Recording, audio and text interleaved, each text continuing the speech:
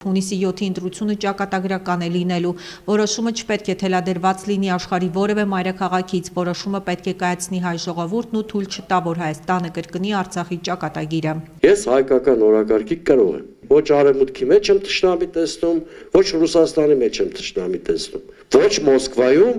ոչ Բրյուսելում, ոչ Վաշինգտոնում մեղավոր չեն, որ Հայաստանում ձևավորվել է մի հատ իշխանություն, որը օրակարգ չունի, և երկիրը ներսից բարիկադավորում է,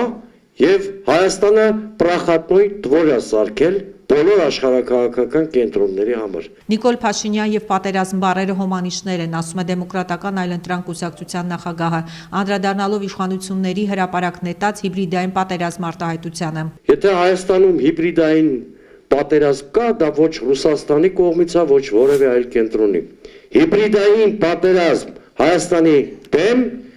վարում են Թուրքիան եւ Ադրբեջանը Նիկոլ Փաշինյանի միջոցով։